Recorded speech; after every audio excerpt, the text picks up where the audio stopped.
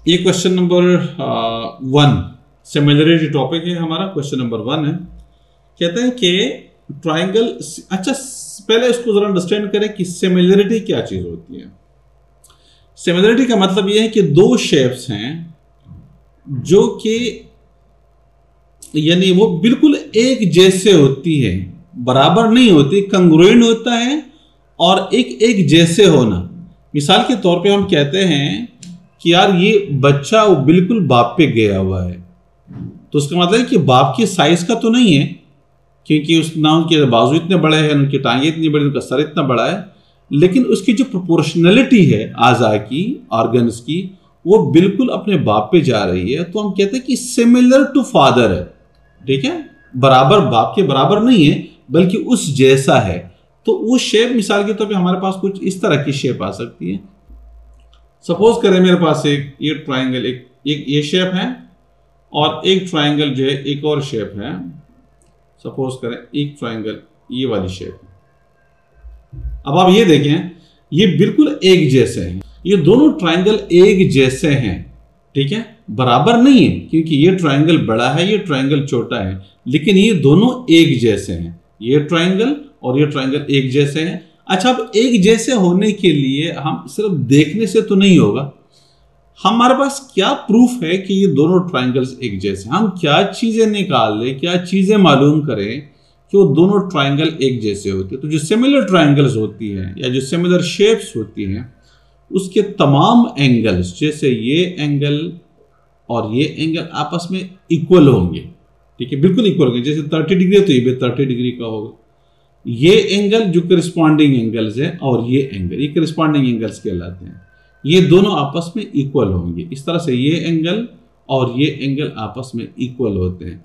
तो अगर उन किसी दो ट्राइंगल्स के या कोई दो रेक्टेंगल्स हैं या कुछ और है शेप्स हैं, अगर उनकी करस्पॉन्डिंग एंगल्स आपस में एक जैसे हैं, इक्वल है, तो हम कहते हैं कि दोनों ट्राइंगल आपस में सिमिलर है।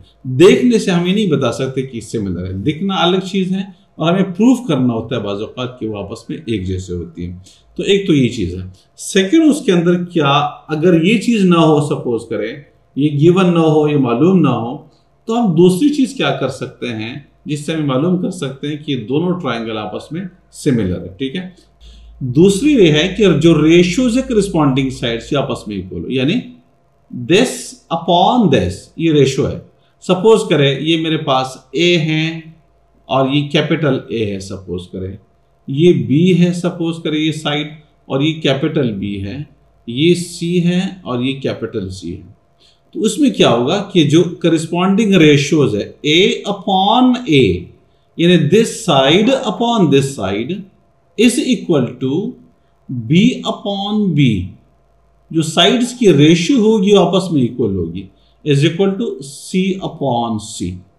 अगर ये ताल्लुक, ये रिलेशनशिप एग्जिस्ट कर रही है तो दोनों ट्राइंगल सिमिलर है। तो ये चीज हम देखेंगे कि क्या ये चीजें उसके अंदर है या नहीं है। अगर या तो उसने क्वेश्चन के अंदर बोला हुआ होगा कि दोनों ट्राइंगल सिमिलर है, उसने पहले से बताया हुआ होगा, तो फिर तो आपको कुछ प्रूफ करने की जरूरत नहीं है।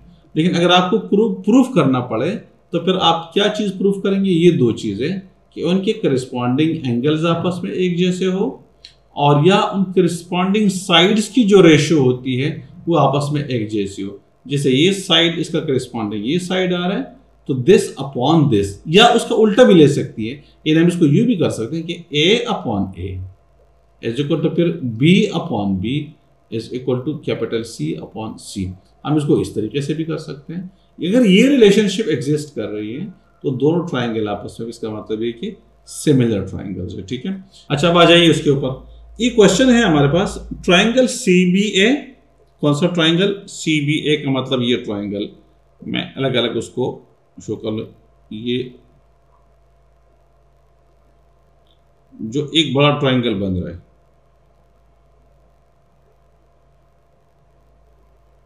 ये CBA हमारे पास है। सपोज करिए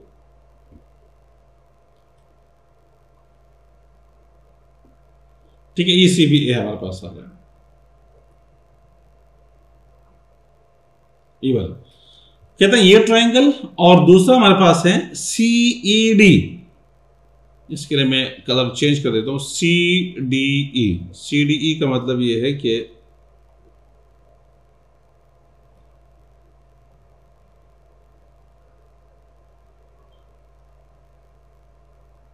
ये ट्रायंगल, ये वाला, ये मैं अलग अलग कर दिया मैंने। ये दोनों ट्रायंगल कहते हैं कि आर सिमिलर, उसने पहले से बताया है कि सिमिलर।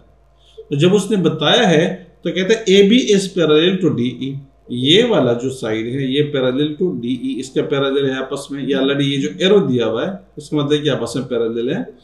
तो क्या अच्छा आ क्या है कि A B is equal to 9 centimeter, B is equal to 4.8 centimeter, EC is equal to 6 centimeter, ED is equal to K centimetre.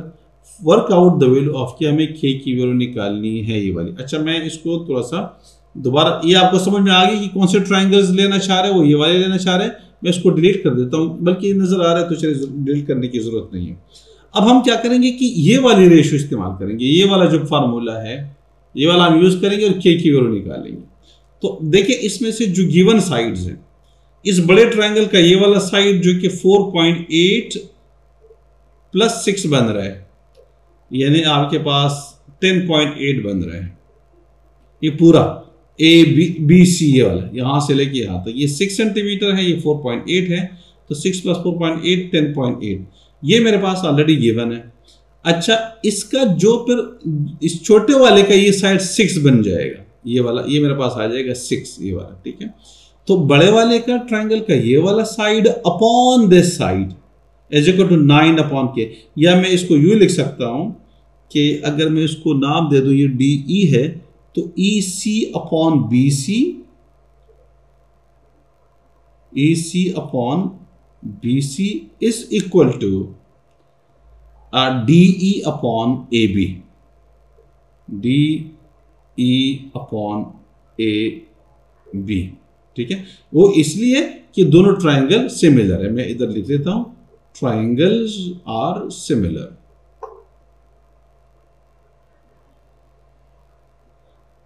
Similar होने की वजह से ये रिलेशनशिप है कि इस ट्रायंगल का ये साइड और इस ट्रायंगल का ये पूरा साइड ये आपस में करस्पॉन्डिंग है। तो 6 upon 10.8 is equal to K upon AB। इस छोटे का ये वाला साइड और इस बड़े वाले का ये AB ये करस्पॉन्डिंग है, तो इस तरीके से आ जाएगा। अब मैं ये वैल्यू EC की मेरे पास वैल्यू आ रही है 6 है, 6 अपॉन जो BC है वो 10.8 है, 10.8 इज इक्वल टू DE जो कि मेरे पास K है डिवाइड बाय AB जो मेरे पास 9 है। इस तरह से मैं K की वैल्यू निकाल सकता हूं। K को मैं जाके मल्टीप्लाई कर दूंगा दूसरे साइड पे, तो ये K is equal to 6 upon 10.8, ये 9 इधर डिवाइड हो रहा है, उधर जाके मल्टीप्लाई हो जाएगा, मल्टीप्लाइड बाय 9, ठीक है। तो 9 6 54 upon 10.8।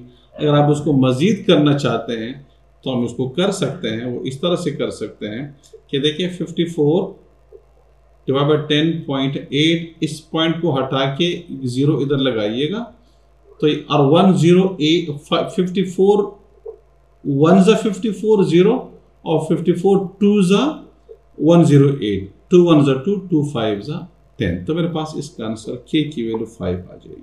K is equal to 5 की वैल्यू इस तरीके से मेरे पास आ जाएगी K की वैल्यू, ठीक है। तो ये तो क्वेश्चन था।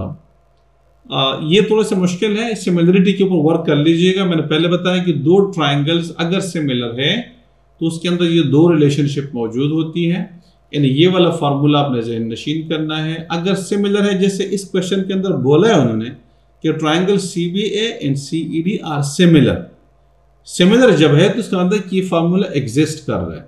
अब ये फार्मूला हम इसके अंदर बनाते हैं, तो हमारे पास दो सेट्स गिवन है। एक ये पूरा BC जो यहाँ से लेके यहाँ तक की BC है, ये वाला, ये 10.8 बन रहा है, और दूसरे ट्राइंगल का ये वाला साइड, ये वाला जो कि 6 बन रहा है। तो ये दोनों आपस में करस्पॉन्डिंग साइड्स है, ये दोनों गिवन है। तो this upon this is equal to, फिर इस ट्राइंगल का ये वाला साइड और इस ट्राइंगल का ये वाला साइड, ये वाला K है जो कि मालूम करना है, और ये वाला 9 है। तो इस तरह ये वैल्यूज फार्मूले के अंदर डाल देंगे और आपके पास इसका आंसर आ जाएगा, ठीक है। ओके, अब आ जाइए क्वेश्चन नंबर, इसका पार्ट बी। अब ये देखिए, ये भी सिमिलर है, आप देखिए सिमिलर शेप्स है, ये छोटा है ये बड़ा है, लेकिन बिल्कुल बाकी सिमिलर एक जैसे। हमारे पास दो ट्राइंगल है, सपोज करो ट्राइंगल 1 है और ये ट्राइंगल 2 है, दो ट्राइंगल है, ठीक है, एक ट्राइंगल 1 है और ये ट्राइंगल हमारे पास 2 है। अब इसके जो एरिया के लिहाज से ध्यान में रख लीजिएगा कि लेट से इसके लेंथ, इसका एरिया A1 है और जो लेंथ है वो L1 है, इसका एरिया A2 है और इसका जो लेंथ है वो L2 है। तो कोई ये चीजें इस तरह की गिवन है, तो अब हम क्या करेंगे कि A1 upon A2 is equal to L1 upon L2 का स्क्वायर होगा, ये फॉर्मूला है, ठीक है। अगर एरियाज गिवन है और L1 L2 में से कोई एक, मतलब इन चार चीजों में से कोई अगर मिसिंग है, एरिया A1 गिवन नहीं है या A2 गिवन नहीं है, बाकी सारी चीजें गिवन है, तो फिर हम ये फॉर्मूला यूज करते हैं, जिसे इस क्वेश्चन के अंदर यहां पे हम यूज करेंगे। इस क्वेश्चन के अंदर यहां पे हम ये यूज करेंगे, जैसे करके कहते हैं कि calculate the height of the base B. एक हाइट हमारे पास यहां पे गिवन है कि हैज अ हाइट 20 सेंटीमीटर, यानी ये एक ट्राइंगल है जिसकी हाइट ये आपको नजर आ रहा है 20 सेंटीमीटर है, उसका एरिया A1 सब वॉल्यूम है। अच्छा, एक चीज में अभी यहाँ पे तो वॉल्यूम गिवन है, तो ये तो एरिया के साथ ही हिसाब किताब होगा, लेकिन अगर वॉल्यूम हो, सपोज कर इस ट्राइंगल इसका एक V1 upon V2 is equal to L1 upon L2 whole cube हो जाएगा, ये वाला फॉर्मूले। ये तीन तरह की चीजें हैं, L1 upon L2 is equal to H1 upon H2, इस तरह की कोई लेंथ आएंगी, तो लेंथ का तो डायरेक्ट ही होगा। अगर आपके पास एरिया है तो एरिया के लिए फिर हमारे पास ये वाला फार्मूला यूज होगा, ये वाला फार्मूला एरिया के लिए। लेंथ गिवन है, दो लेंथ गिवन है और एरिया A1 A2, तो ये फार्मूला इस्तेमाल होगा। अगर वॉल्यूम है तो फिर वॉल्यूम के अंदर फिर हम ये वाला फार्मूला इस्तेमाल करेंगे, यानी ये वाला फार्मूला हमारे पास वॉल्यूम के लिए इस्तेमाल होगा। अब यहाँ पे वॉल्यूम गिवन है, तो मैं वॉल्यूम के लिए फार्मूला लिखूंगा, मेरे पास आ जाएगा V1 upon V2 is equal to H1। ये H मतलब लेंथ ही होती है, अब हाइट भी लेंथ है, लेंथ भी लेंथ है, तो H1 upon H2 whole cube हो जाएगा। ये वाला फार्मूला इसमें इस्तेमाल होगा, ये वाला, ठीक है।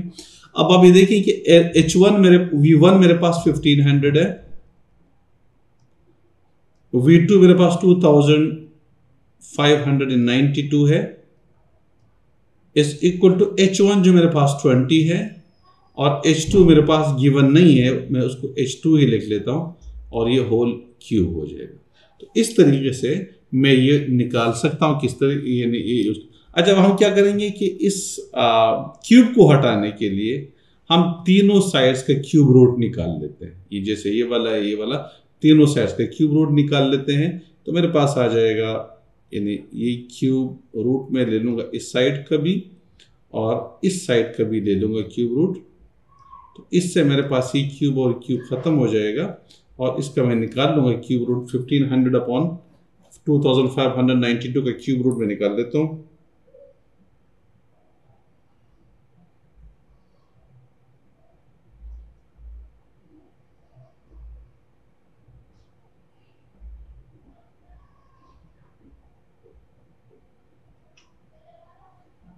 अच्छा, ये 1500 डिवाइड बाय 2592, 0.833 वैल्यू आ रही है, इसमें से 0.833 ज़ाहिर इस तरह से ख़त्म नहीं होगा, और इस इक्वल टू मेरे पास आ जाएगा 20 अपॉन H2। अब H2 को उधर ले जाइए तो मेरे पास आ जाएगा 0.833 multiplied by H2 is equal to 20 हो जाएगा, और H2 is equal to 20 upon 0.833, इस तरह से 20 अपॉन 0.883 और ये 24 वैल्यू आ गई। इस तरह से H2 की जो वैल्यू मेरे पास आ रही है वो 24 आ जाएगी, 24 सेंटीमीटर, इस तरह से। ये सिमिलरिटी के अंदर ये तीनों फार्मूले, यानी ये वाला फार्मूला, ठीक है, लेंस का आपस में जो रिलेशनशिप है, जैसे मैंने ऊपर आपको बता दिया था, यानी ये वाला रिलेशनशिप लेंस के अंदर होती है। अगर सिर्फ लेंस गिवन है तो ये रिलेशनशिप है। इसमें से आप कोई पेयर आप ले सकती है, ये कोई भी पेयर आप ले सकती है उसमें से। मिसाल के तौर पर मैं ये वाला पेयर ले सकता हूँ, उसमें से मैं ये वाला पेयर ले सकता हूँ, ये वाला पेयर ले सकता हूँ, ये वाला। अगर ये नहीं तो फिर मैं ये वाला पेयर ले सकता हूँ, ये वाला पेयर मैं ले सकता हूँ, ये वाला ले सकता हूँ। और इसके अलावा अगर ये गिवन हो, ये वाला गिवन हो, ये वाला, तो मैं ये वाला पेयर भी आपस में ले सकता हूँ इस तरीके से। तो ये हमारे लिए 3 पेयर्स उसके अंदर बन सकते हैं, ये मैं ले सकता हूँ। ये लेंथ के लिए। अगर एरिया गिवन हो तो एरिया के लिए फिर ये फार्मूला इस्तेमाल होगा, वॉल्यूम गिवन हो तो वॉल्यूम के लिए फार्मूला इस्तेमाल होगा। इस तरह से हमारे पास इसका आंसर आता है।